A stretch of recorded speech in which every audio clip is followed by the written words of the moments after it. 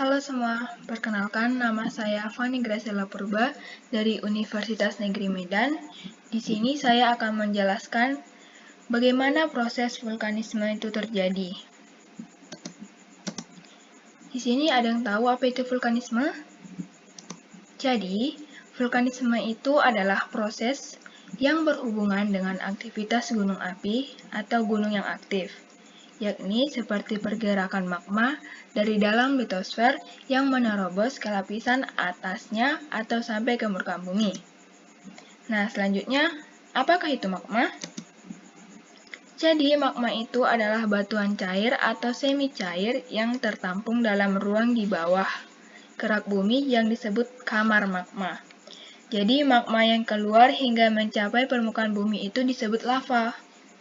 Lalu, di dalam litosfer, magma itu tertampung dalam kamar magma yang memiliki kedalaman bervariasi di dalam bumi. Jadi, semakin dalam kamar magma, maka energi untuk mendorong batuan akan semakin besar. Hal inilah yang mengakibatkan gunung api tersebut meletus. Selanjutnya, bagaimana proses vulkanisme itu terjadi? Nah, di sini saya akan menjelaskan bagaimana proses vulkanisme itu terjadi. Di sini ada gambar proses-proses vulkanisme. Jadi, yang pertama itu adalah intrusi magma, proses terjadinya gunung berapi yang terjadi dalam gunung api itu. Jadi, intrusi magma ini yaitu aktivitas terobosan ke dalam lapisan-lapisan litosfer. Namun, terobosan tersebut tidak sampai ke permukaan bumi.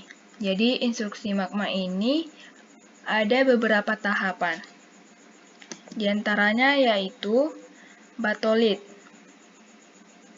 Dapat kita lihat di sini, batolit ini merupakan intrusi magma, namun tidak dapat mencapai permukaan bumi karena penurunan suhu yang sangat lambat, sehingga terbentuk batuan di kamar magma. Selanjutnya yaitu lakolit. Lakolit ini yaitu intrusi magma yang menyusup di antara lapisan-lapisan batuan yang menyebabkan lapisan batuan yang berada di atasnya menjadi terangkat menyerupai lensa cembung. Selanjutnya yaitu sil. Nah, sil ini yaitu intrusi magma tipis yang menyusup di celah-celah batuan. Dapat kita lihat dalam gambar. Selanjutnya yaitu diatrema, yaitu batuan yang mengisi pipa letusan yang berbentuk silinder. Selanjutnya yaitu intrusi krokok atau gang. Nah, yaitu hasil intrusi magma yang berbentuk pipi atau berbentuk lembung. Selanjutnya ada apolisa. Apolisa ini merupakan percabangan intrusi korok yang ukurannya lebih kecil. Selanjutnya ada pipa kawah. Pipa kawah ini yaitu saluran yang mencakup pada gunung api, seperti saluran untuk mengeluarkan magma tersebut. Dan selanjutnya ada gunung berapi kerucut. Gunung berapi kerucut ini yaitu pegunungan yang tinggi yang mengerucut yang terdiri dari lava dan abu vulkanik yang mengeras. Selanjutnya yaitu ekstrusi magma. Ekstrusi magma ini yaitu proses keluarnya magma dari dalam bumi dan sampai ke permukaan bumi. Ekstrusi magma ini adalah kejadian setelah gunung berapi itu meletus. Jadi ini adalah proses di luar dari gunung berapi itu. Dan di sini beberapa jenis material yang dikeluarkan akibat letusan gunung api, yaitu ada lava. Lava yaitu magma yang keluar dari dalam gunung dan mengalir ke permukaan. Selanjutnya ada lahar, yaitu campuran material antara lava dengan material-material yang terdapat di permukaan bumi seperti pasir, kerikil, atau debu, dan air sehingga membentuk lumpur.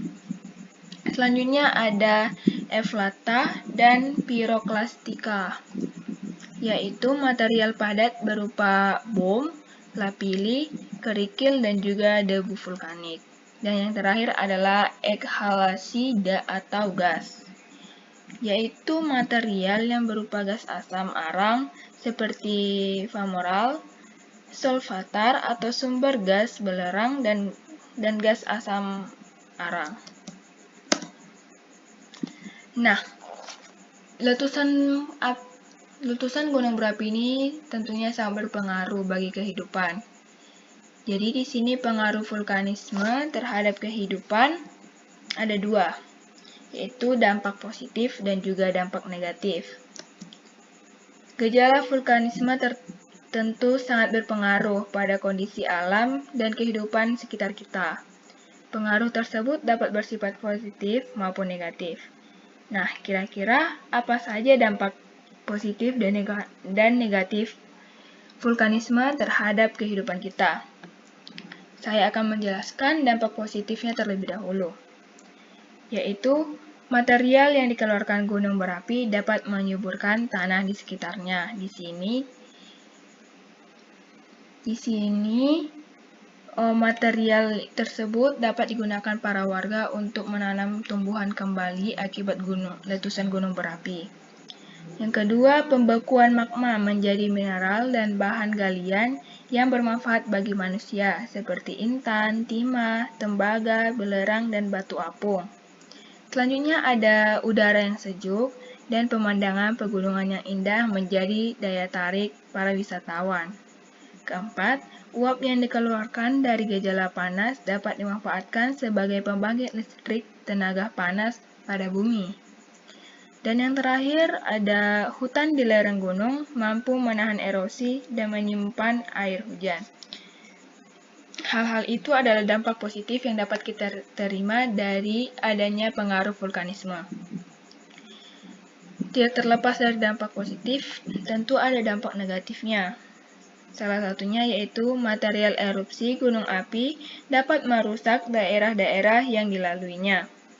Kedua, lahar dingin menyebabkan sungai menjadi dangkal sehingga dapat menyebabkan banjir. Material ekhalasi berupa gas beracun berbahaya bagi makhluk hidup yang tinggal sekitarnya. Nah, itu adalah dampak negatif dari pengaruh vulkanisme terhadap kehidupan. Sekian materi yang dapat saya sampaikan. Maaf apabila ada kata saya yang kurang, saya minta maaf. Sekian dan terima kasih, semoga membantu.